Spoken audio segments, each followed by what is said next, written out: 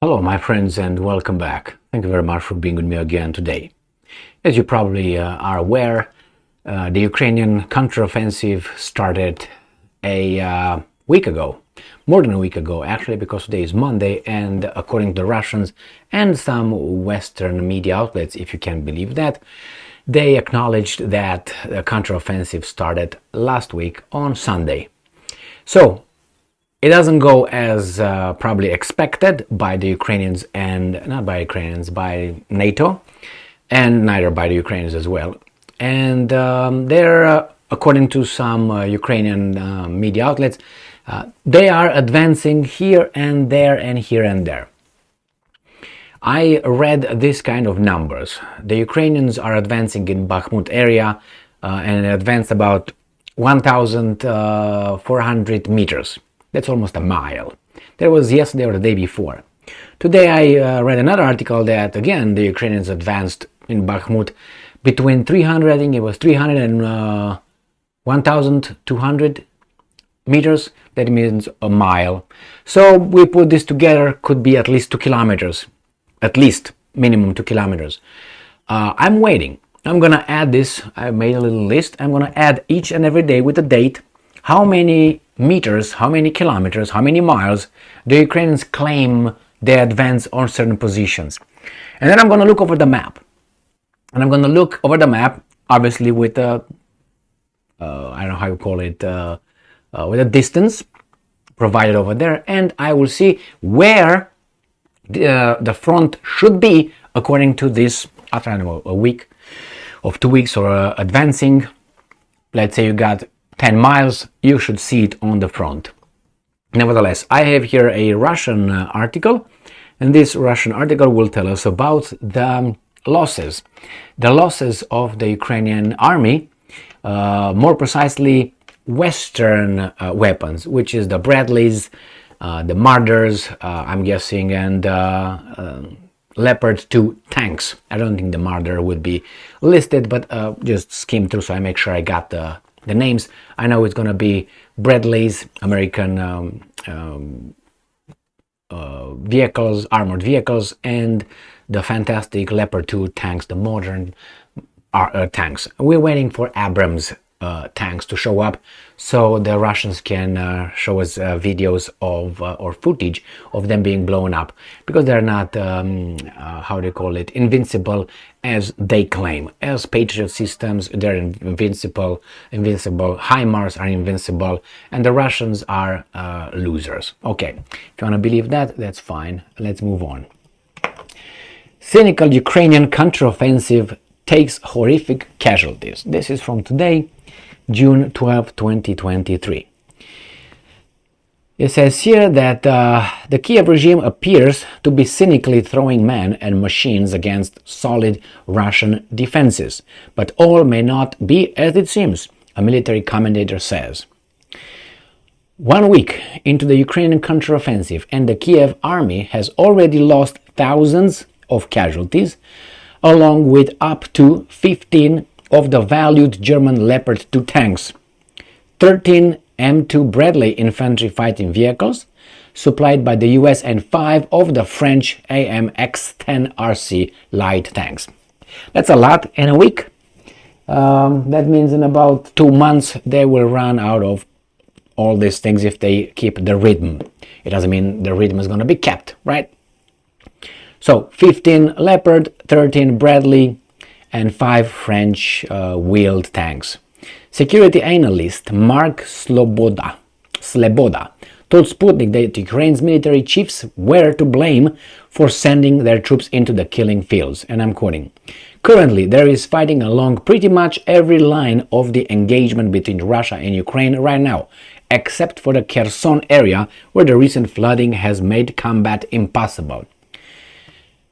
He said that Kiev regime was sending troops forward in NATO-supplied IFVs and armored personnel carriers, supported by tanks and artillery, including US-made HIMARS rocket launchers.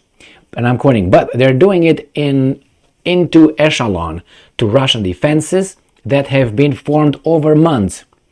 Sleboda stressed, now this is important here, not that it wasn't everything I said so far, and I'm quoting, 5 layers of defense, trenches, concrete fortifications, pillboxes, bunkers, tank obstacles like dragon's teeth, end quote. Don't expect all that to be everywhere, okay? I don't think they have the time and the resources to do that. But with time, they would have probably completed all that all along the watchtower, right? Jimi Hendrix, or if you prefer, Robert Zimmerman, Bob Dylan. But he said that most significant was the Russian forces had, and I'm quoting, created mazes of minefields, which have taken a significant toll on attacking Ukrainian vehicles. And I'm quoting, it sounds rather cynical, but right now, the strategy that the Kiev regime appears to be using to clear the minefields is over the vehicles and bodies of its territorial defense units, Sleboda said. And I'm quoting again, and the horrific casualties that are resulting from this are pretty high. No reason to believe Sleboda. I'm just giving you the information. And yes, the Russians got ready with defense systems. I don't know if 5 lines of defense or not, but I'm not saying this guy is, the word of God here. No, but this number here, that's what I picked this article with this one. Even the Western media, if you can believe that, agree with most of these numbers. So this is what's going on over here. NATO has been wargaming this out for half a year. This is the most hyped announced offensive in world history, Sleboda stressed, and I'm quoting, I'm expecting that there has to be a curveball. It can't be this straight up playing exactly into Russia's defenses.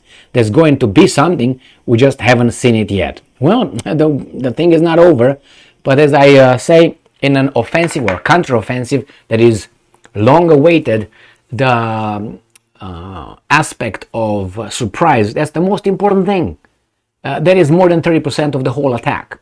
Surprise.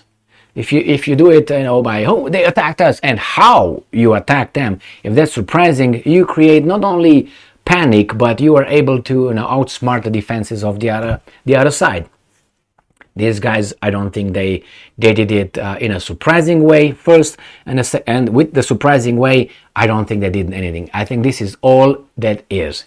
This is I don't even know how to consider that, but maybe they break the front somewhere. Then what?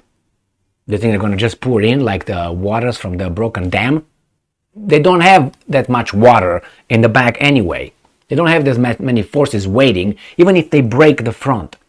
What are they going to do? How are they going to expand it? How are they going to go in and go around? What are they going to do?